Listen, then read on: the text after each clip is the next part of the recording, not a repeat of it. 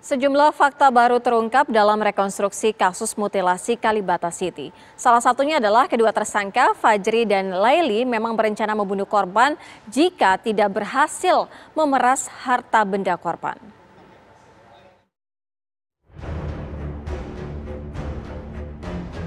Polisi membongkar misteri jenazah termutilasi yang ditemukan di apartemen Kalibata City. Kasus terkuak dengan ditangkapnya sepasang pria dan wanita dalam sebuah rumah di Kompleks Permata Cimanggis, Depok, Jawa Barat. Mereka adalah tersangka pelaku pembunuhan Rinaldi Harli Wismanu, pria berusia 32 tahun yang merupakan manajer kepegawaian sebuah perusahaan konstruksi. Saat ditangkap, Jumadil Al-Fajri dan Laili Atik Supriyatin mengaku sebagai sepasang kekasih. Polisi kemudian membawa keduanya ke apartemen Kalibata City, lokasi penemuan jenazah korban. Di hadapan tim penyidik, Fajri dan Laili menuturkan bagaimana mereka menyimpan jenazah korban yang sudah dalam kondisi termutilasi. Sebelumnya pembunuhan mereka lakukan di sebuah apartemen di Pasar Baru, Jakarta Pusat. Fajri dan Laili juga sejak jauh hari merencanakan kejahatan mereka.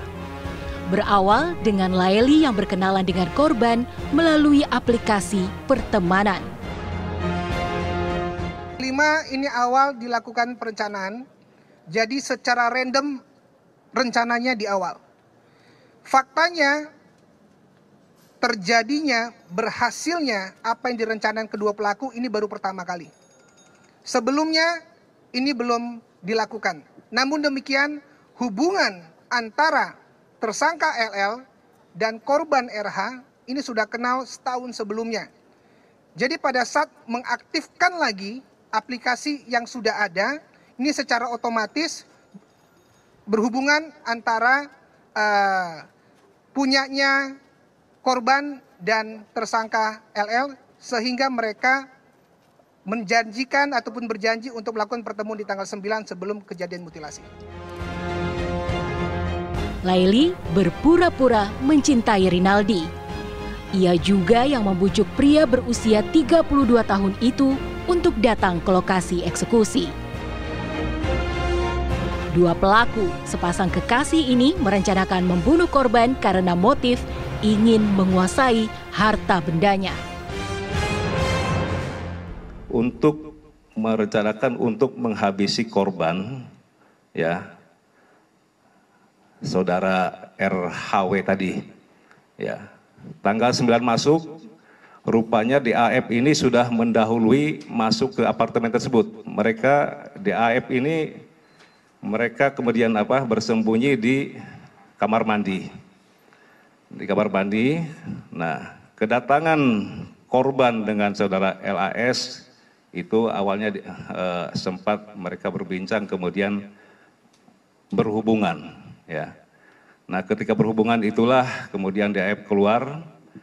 Jadi mereka sudah menyiapkan batu bata langsung dipukulkan ke kepalanya. Itu sebanyak 3 kali. 3 kali dipukul, kemudian dia melakukan penusukan terhadap korban itu sebanyak 7 kali. Sehingga korban meninggal dunia.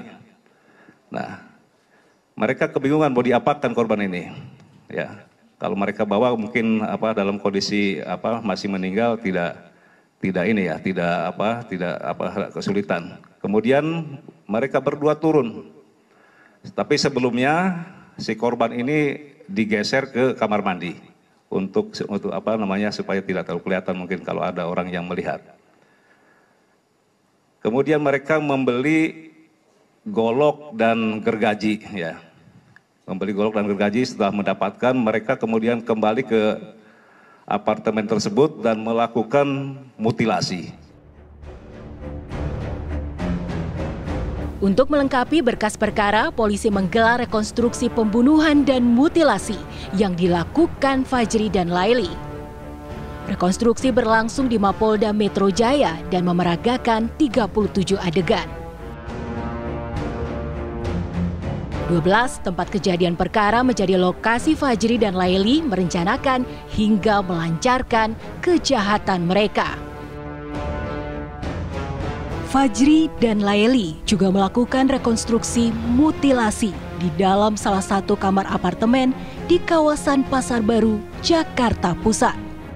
Fakta baru pun terungkap dari hasil rekonstruksi ini.